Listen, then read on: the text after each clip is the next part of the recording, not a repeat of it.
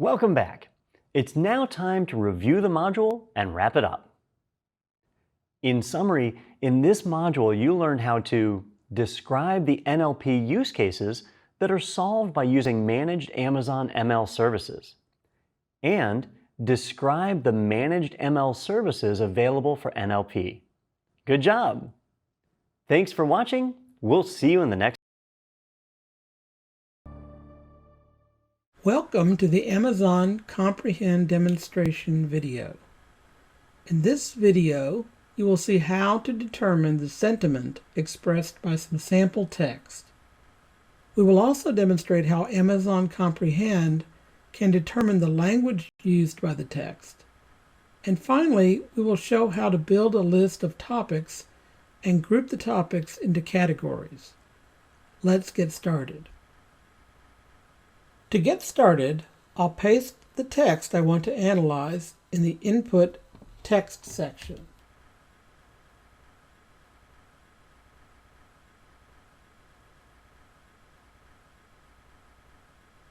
I'm using the text from a fictional review of a cafe. Next, I just need to choose the Analyze button, and we get the results back almost immediately.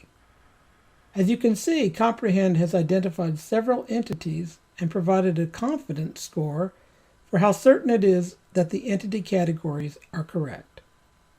For example, there's a 97% confidence rating that less than $5 is a quantity. Now let's have a look at sentiment analysis. Imagine you were the owner of this cafe and didn't have the time to read every review in detail. If you wanted to get an overall count for how many reviews were positive and how many were neutral or negative, you could use this analysis to make that determination. To see the overall sentiment for this review, select the Sentiment panel in the console. As you can see, Comprehend has rated this as a positive review and is 99% confident of that analysis. In addition to sentiment analysis and entity identification, Comprehend can identify the language the text is written in, the key phrases, and the syntax of the text. Let's have a look at that. You can see the key phrases in the text have been underlined. To see the language of the text, you can just select the Language tab. And you can see that Comprehend has correctly identified the language as English. Finally, you can see the syntax of the various words on the Syntax tab. Now let's look at another analytical feature provided by Amazon Comprehend: topic modeling. With topic modeling, you can analyze a large collection of documents and build a list of those documents grouped by categories. To see this in action, we will need a data set. We're going to use the data set of movie reviews that are available through the AWS registry of open data. We have loaded these reviews as individual text files stored in Amazon Simple Storage service. Here is the collection of reviews stored in Amazon S3. To set up the text analysis job, just need to specify the location of the files and the Amazon S3 bucket for storing the output of the analysis. You can set up the analysis job either in the AWS Management Console or through the AWS CLI. We're going to use the console. To set up the analysis job, select Analysis Jobs from the menu, and then select Create Job. Give your analysis job a name, and then select Topic Modeling from the list of analysis types.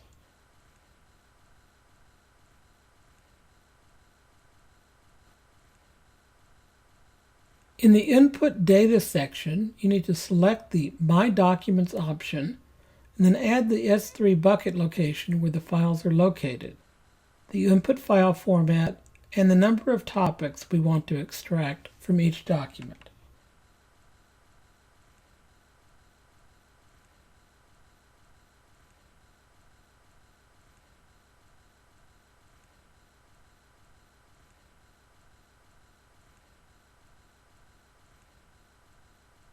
complete setting up the analysis job, we just need to provide a location to store the results of the analysis and specify the IM role we want to use for accessing the S3 location.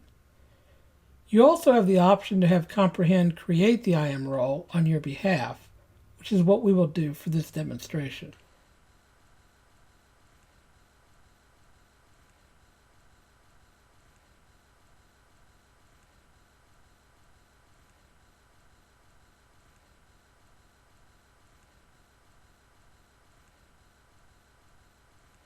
Now that you have set all the parameters, you just need to select the Create Job button. The job will take some time to complete. Once it is complete, you can see the job results listed in the Analysis Jobs page.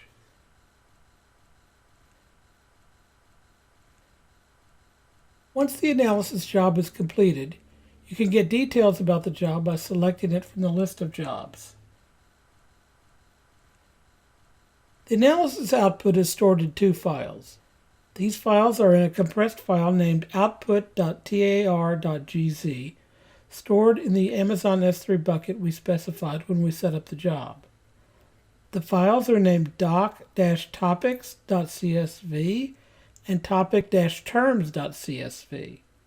The topic terms file lists the most common terms found in the file, along with the weighting scale that indicates how likely it is that the term it can be found in the topic. Let's look at an example. Here is the doctopics.csv file from the analysis I just ran. The first line indicates that in the file named 471_3.txt, 18.5% of the content deals with topic number 3 from the topic-terms.csv file. This concludes this demonstration of Amazon Comprehend. You can get more information from the Amazon Comprehend page at aws.amazon.com/comprehend. Thank you for watching.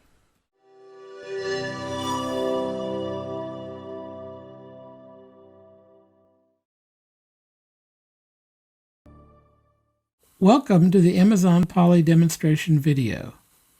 In this video, you will see how you can convert text to lifelike speech in the AWS console. You will also see how you can customize your text for special terminology, as well as how to control speech factors like timing, pauses, and emphasis. Let's get started. Select the Joanna female voice, and then listen to speech. Hi, my name is Joanna. I will read any text you type here. You can also choose to download the audio as an MP3 file that you can store in an S3 bucket. In addition to picking the language and voice you want to use, you can choose between two different voice engines. The standard voice strings together the sounds of human speech to create synthesized speech. Although this speech is fine for many applications, you can get higher quality by switching to the neural system. Let's try that to hear the difference. Hi, my name is Joanna. I will read any text you type here. As you can hear, the neural engine produces speech that sounds more human-like. The neural engine is not available in all regions and is also not available for all languages or voices.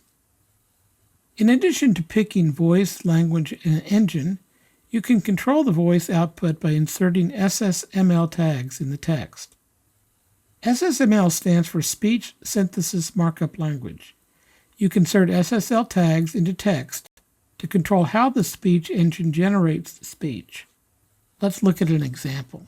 First, let's listen to a version of the opening paragraph from the Charles Dickens novel, A Tale of Two Cities, without any SSML tags added. It was the best of times, it was the worst of times, it was the age of wisdom, it was the age of foolishness, it was the epoch of belief, it was the epoch of incredulity, it was the season of light, it was the season of darkness, it was the spring of hope, it was the winter of despair. We had everything before us, We had nothing before us, we were all going direct to heaven, we were all going direct the other way. In short, the period was so far like the present period, that some of its noisiest authorities insisted on its being received, for good or for evil, in the superlative degree of comparison only. As you can hear, the speech engine automatically pauses for every comma. But since the paragraph is a series of phrases, it will sound better if there is a slightly longer pause between the phrases. To get this effect, you can add the break tag and specify a time for pausing. Let's listen to a new version. To add the SSML version, I will select the SSML tab and paste in the text with the SSML tags included. And then select Listen to Speech. It was the best of times, it was the worst of times. It was the age of wisdom, it was the age of foolishness. It was the epoch of belief, it was the epoch of incredulity. It was the season of light, it was the season of darkness. It was the spring of hope, it was the winter of despair. We had everything before us, we had nothing before us. We were all going direct to heaven, we were all going direct the other way. In short, the period was so far like the present period that some of its noisiest authorities insisted on its being received, for good or for evil, in the superlative degree of comparison only. Since this version has a slightly longer pause, you can hear the intent of the passage to create distinct comparison phrases. Another tag you can use is prosody. With the prosody tag, you can change the volume, rate, and pitch of the voice. These tags give you an idea of how you can change the emphasis of certain words or phrases by changing these variable values. The other way you can change pronunciation is with lexicons. A lexicon uses the syntax defined by the Pronunciation Lexicon Specification, or PLS. This syntax controls how speech synthesis engines pronounce words. Here's an example of a lexicon to force the letters TB to be pronounced as terabytes and the letters IAM to be pronounced as IAM and not IAM. Let's listen to an example sentence with the lexicon applied. You can create an elastic block store volume of up to 20 terabytes when you sign in with your IAM credentials. While the console is a good way to demonstrate the overall functionality of Amazon Polly, most real-world uses either require transforming longer text or incorporating Amazon Polly into another application via the AWS CLI or API. This concludes this demonstration of Amazon Polly. You can get more information from the Amazon Polly homepage at aws.amazon.com/Polly.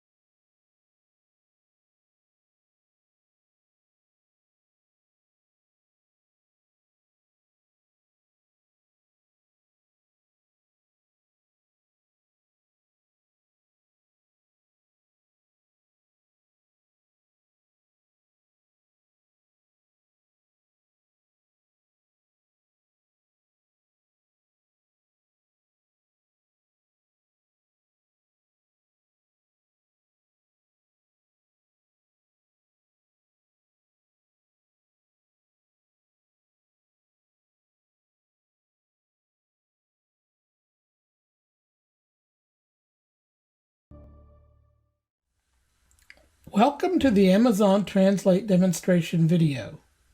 In this video, you will see how you can get real-time translations using the AWS Management Console. We will also review setting up batch processing of translation jobs. Let's get started. Here we are on the Amazon Translate page. To get started, I'll select Real-Time Translation.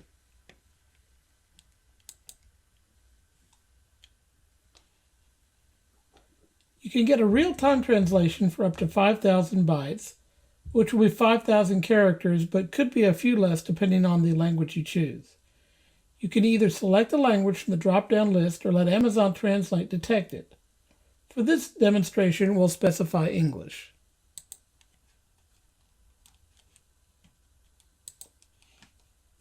Now you can just paste the text you want to translate in the text box. Here we'll be using the opening paragraph from A Tale of Two Cities by Charles Dickens.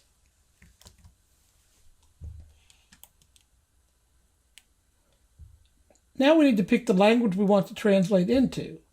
As you can see, it's a long text. I'll just pick French for now.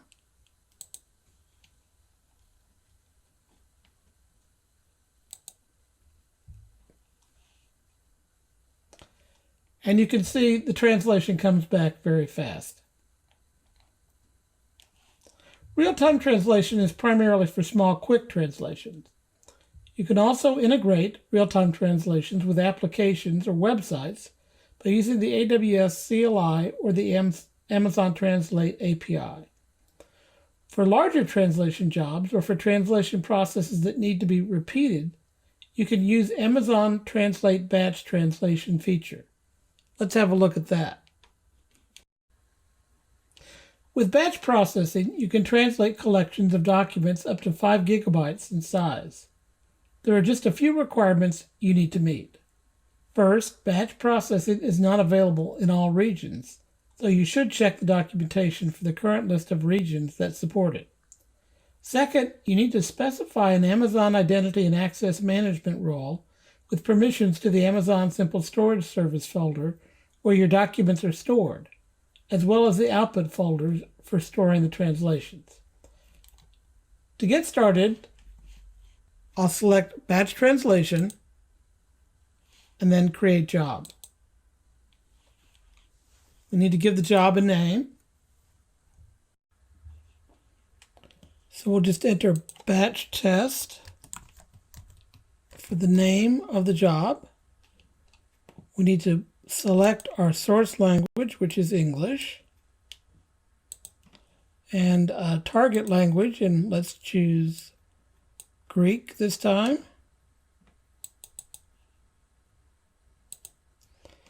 And then we need to specify an input S3 location. We can either select that location with the select folder button, or we can just paste in the location of our S3 bucket. Then you'll need to pick a file format. Amazon Translate supports text and HTML files for batch processing, and I'll pick text for this demonstration. We need to specify an output location.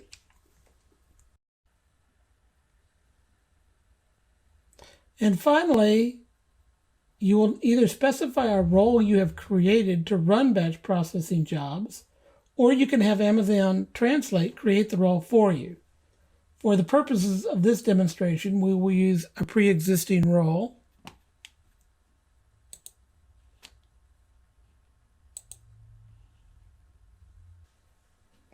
And now we just need to select Create Job. And the job has started. You can see the status while the job is in process. When the job finishes, the status will change from submitted to completed. When the status changes to completed, we can open it to see the results.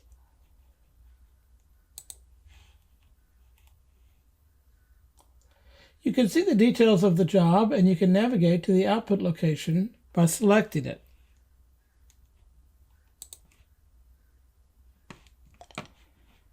So here's the output from our job. We can open it just using Notepad.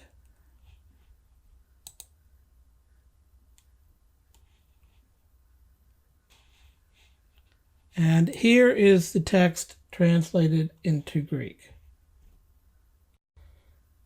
You can also see metrics for your recent Amazon Translate activity in the AWS Management Console.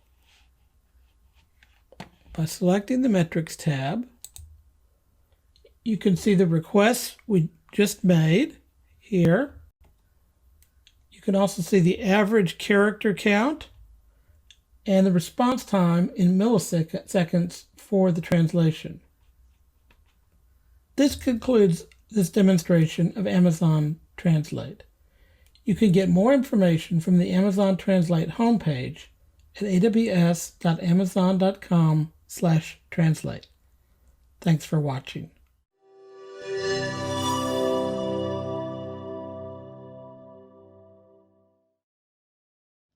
Welcome to Module 7, Course Wrap-Up. Congratulations on completing the AWS Academy Machine Learning course. We'll take a few minutes to review what you've learned and where you can go from here. We're going to start with a review of what you've learned in this course. You learned how to describe machine learning, implement a machine learning pipeline, and use Amazon Machine Learning Services for forecasting, computer vision, and natural language processing. Well done.